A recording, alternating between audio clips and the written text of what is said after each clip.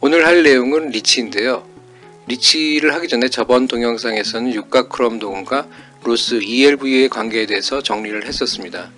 잠깐만 말씀드리면은 로스 ELV는 최종 제품의 어떤 경로로든 납, 카드뮴, 수은, 유가 크롬이 규정치 이하일 것, 그러나 공정 중에 사용에 대한 제한이 아니었습니다.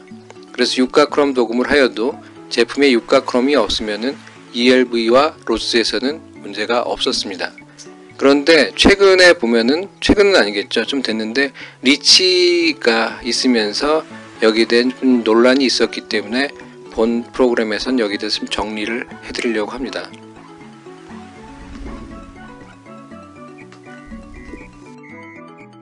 The registration, evaluation, authorization and restriction of chemicals 해가지고 EU의 신화학 물질 관리 제도입니다. 연간 1톤 이상의 EU 내에서 제조되거나 EU로 수입되는 화학물질은 제조자 및 수입자 등록을 하고 유해성 평가 및 허가를 받게 하는 제도입니다. 2006년 12월 1일 유럽연합에서는 그 리치 규정을 위한 시스템 수립에 동의를 하였고, 등록 대상 제품인데도 사전 등록이나 본 등록을 하지 않을 경우 EU 지역으로의 수출이 불가능하게 된다고 하였습니다. 리치의 규정은 화학물질의 규제, 평가 및 승인 등을 상징하며 산업 경쟁력과 혁신뿐만 아니라 높은 수준의 인간 건강 및 환경 보호를 보장하는 것을 목표로 한다고 하였습니다. 자, 그거 보시면은 등록이란 건 연간 1톤 이상의 제조 수입된 화학물질로, 노 데이터 노 마켓입니다. 그래서 데이터 등록이 안 돼 있으면 팔지 말라는 얘기고요. 그 다음 평가에서는 그 다음에 서류 평가, 그 다음 물질 평가, 그 다음에 허가 후보 물질로 해서는 CMR, PBT, VPVB 해서 발암성이라든지 잔류성, 그 다음에 독성 물질, 고생물 농축성 물질 인가를 갖다가 평가를 하고요. 가지고 여기서 허가를 내고 허가를 못 받을 경우에 제한이 들어갑니다. 제한 대상 물질은 시장 출시라든지 유통을 금지하는 것으로 되어 있습니다. 여기서 알아보셔야 되는 게 리치의 SVHC에서 인가 대상 후보 물질입니다.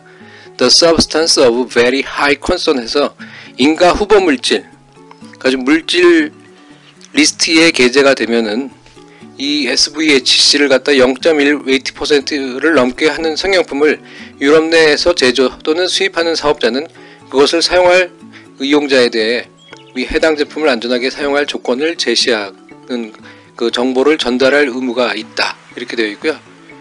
인가를 받지 않으면 사용할 수가 없습니다. 그래서 지금 로스하고 리치를 잠깐 비교하면 로스는 전기 기기에 해당되는 거고요.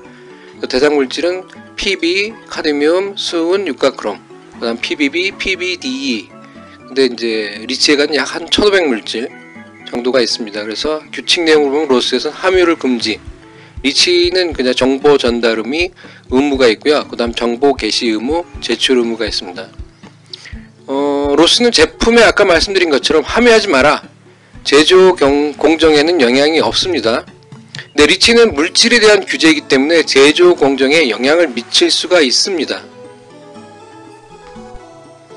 유가 크롬하고 리치를 한번 알아보면은, 자, 왜 이게 문제가 됐었냐면은, 지금 2013년 4월에 인가 대상 물질 리스트를 보면 크롬 트리옥사이드, 그 다음에 크로믹 엑시드 이렇게 쭉 있고요. 다 유가 크롬을 제공할 수 있는 염들입니다. 특히 제일 위에 있는 크로미움 트리옥사이드, 그 무스크롬산 같은 경우 시아로스닌은 유가 크롬 도금의 주 원료고요.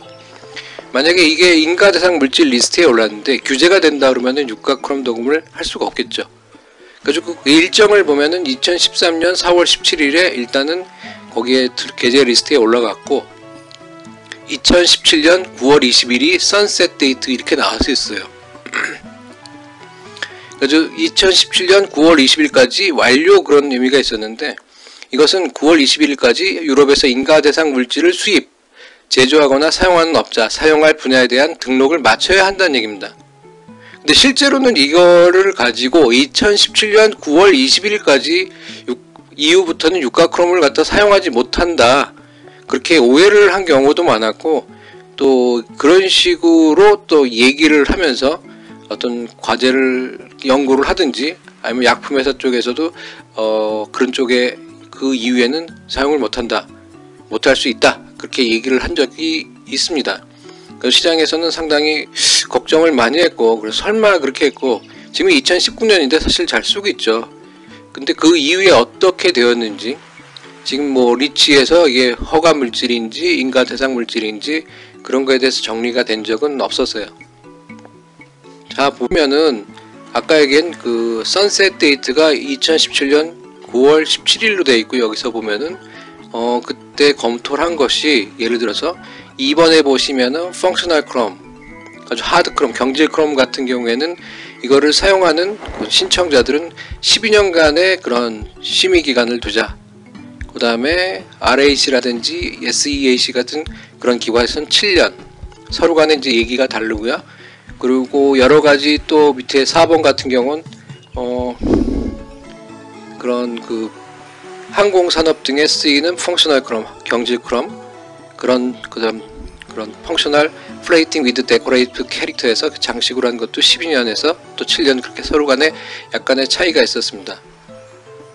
근데 지금 보시면은 이거에 대해서 그 이후로 어떻게 됐는지 잘 모르고, 그게 또 이렇게 많이 공개가 안 되어 있었는데, 한번 보시면 유가 크롬 선셋 이후에 2018년에 실제로 그거에 대한 허가가 나왔고요. 보시면 그 왼쪽에 크롬 트리옥사이드에서 나와 있는데, 이 사이트는 키스트의 유럽 인데 사이트입니다. 그래서 리치 키스트 유럽에서 있고요. 독일에서 이제 활동을 하는 것 같아요. 그래서 국가기관이니까. 보시면은 지금 기계 및 전자 기계식 실린더, 캠, 잠금장치 및 자물쇠, 전기기계, 잠금장치 및 전자기계 잠금장치의 전기도금, 건축자재의 이용, 그 다음 가솔린, 디젤 분사 응용 분야의 경질 크롬 도금에 있어서 이 12년간 선셋 이후, 그래서 2029년 9월 20일까지 검토기간으로 되어 있습니다. 따라서 그간에 사용하는데 문제가 없는 거겠죠. 일단 허가를 받았기 때문에. 자, 보시면은 이거는 이제 원문이고요. 원문으로서 보면은 이제 유럽의 EUR 렉스라고 해가지고 어떤 그 공시되는 법령에 대해서 나와 있는 사이트입니다. 보시면 여기도 마찬가지로 그런 내용이 있는데, 여기서 가장 중요한 게 listen for the decision이에요. 왜 이런 결정을 내렸는지에 대한 이유인데 잘 안 보이죠? 그래서 다음에 한번 설명드리면은 12년간의 검토 기한을 설정한 이유, the reason for the decision에서 the socio-economic benefits outweigh the risk to human health and the environment arising from the use of the substance, and there are no suitable and alternative substances or technologies for the applicant before the sunset date. 그래서 집행위원회는 이 화학물질들의 사용으로 인한 위해성보다 사회 경제적 이익이 더 크다고 결정했기 때문에 물질의 사용을 승인하였으며, 선셋 데이트 이전까지 적절한 대체 물질이나 기술이 없다는 것도 그 이유 중에 하나라고 밝혔습니다. 이게 되게 중요한 얘기예요. 그래서 여러분들이 보면은 저번에 로스라든지 그 다음에 ELV, 그 다음 리치를 가지고도 앞으로 유가 크롬은 못 쓴다, 유해한 물질이다, 뭐 규제한다, 그렇게 얘기했었는데, 실제로 그 리치에서 그런 크롬산이 일단 그런 SVHC로 오르면서 그런 것들이 훨씬 더 확대된 것들이 있었어요. 그래서 앞으로는 못 쓴다. 실제로 도금을 하는 사람들은 거기에 대한 그렇게 의식은 없었습니다. 이게 뭐 바뀐다 그러면 뭐 딴 것들이 나올 거라고 생각하고, 실제로 바뀔 거라고 생각하지 않은 경우가 대부분이거든요. 근데 여기서 보면 위해성보다 사회 경제적 이익이 더 크다고 결정을 했고, 그 다음 대체 물질이나 기술이 없다는 것이 이유 중에 하나라고 했습니다. 적절한 대체 물질이나 기술이 없다. 그래서 12년간 또 검토를 하는 겁니다. 12년 후에 어떻게 되느냐에 대해서는 물론 그때 가봐야 되겠죠. 뭐 사람들이 12년 사이에 또 뭐 새로운 것들이 나오지 않을까 이제 그렇게 생각하실 수 있는데, 이거를 대체하려고는 사실 수십 년 전부터 했고요. 지금까지 나온 제품들 중에 대체할 만한 것들이 없습니다. 물론 모든 것을 대체할 수는 없는 거예요. 일부는 대체한 경우도 있겠지만은 일단은 너무 비용도 많이 들고요. 우리가 원하는 물성을 얻을 수가 없습니다. 그런데도 지금도 보면은 또 유가 크롬은 못 쓰기 때문에 이걸 대체하는 것들을 연구하는 기관들이 또 있고 그렇게 하지만은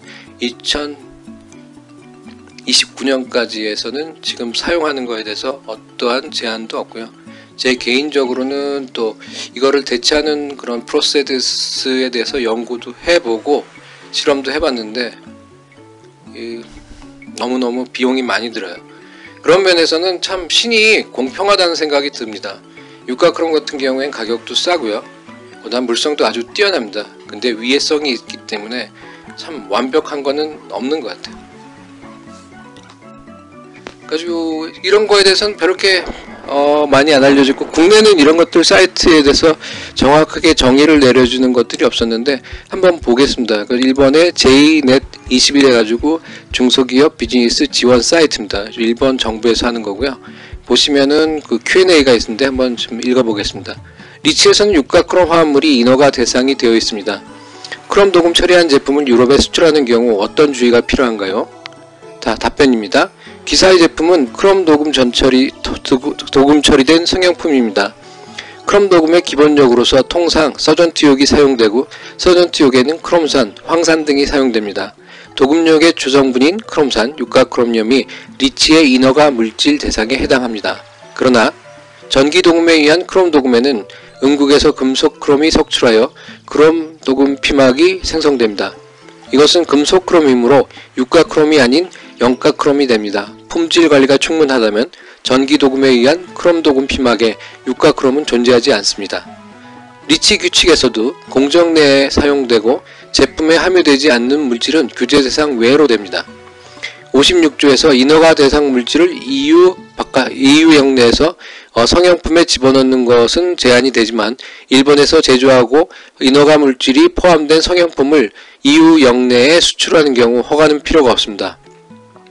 다만 EU 영내에서 제조 제품은 인허가 물질을 포함시키지 않지만 여기에서 이 제품에는 함유되어 있는 경우 소비자 심리로는 시장에 심대한 영향을 미칠 수 있습니다.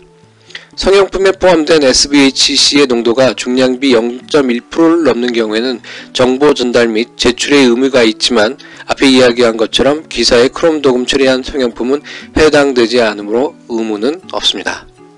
자, 이렇게 정의가 되어 있고요. 아마 깨끗하게 되어 있을 것 같아요. 그래가지고 보시면은 지금까지 유가 크롬은 못 쓰기 때문에 뭘 해야 됩니다, 그렇게 얘기하고 앞으로 못 씁니다. 잘 모르는 쪽에서도 그렇게 얘기들을 많이 하고 그러는데, 실제로 리치에서는 2018년에 그렇게 정의가 내려서 2029년까지 검토 기간이고, 그 이후에는 어떻게 될지 모르겠지만 개인적으로는 대체할 물질이 없기 때문에 지속적으로 사용하는데 문제가 없을 거로 예상을 합니다. 이런 걸 하면은 일본이나 그 다음에 아까 일본 것도 있지만은 유럽에서는 그렇게 하는데, 국내에서는 이런 것들을 관리를 하냐 그렇게 생각하실 분들이 있는데, 국내는 리치와 거의 유사한, 실제로는 리치보다 좀 더 까다로운 부분이 있는 화평법이 있습니다.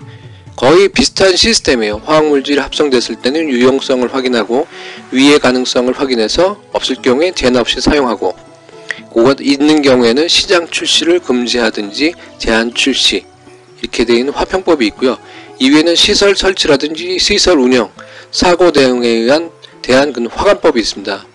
해외보다 더 까다로워요. 약간 상당히 좀 까다롭게 만들어놨기 때문에 일반인들 경우에는 국내는 이런 것들을 갖다가 잘 관리하고 있냐 했을 때는 잘 관리하고 있다는 것을 알아주셨으면 좋겠습니다. 자, 이상으로 해서 오늘 마쳤고요. 다음에는 일단 진짜 도금에 관련된 얘기를 해보려고 해요. 다음에는 가장 많은 질문을 하는 전기 도금 두께 편차에 대해서 한번 설명해 보려고 합니다. 다음에 뵙겠습니다. 네, 빠른 시간에 다시 찾아뵙도록 하고 좋아요, 구독 부탁드립니다. 감사합니다.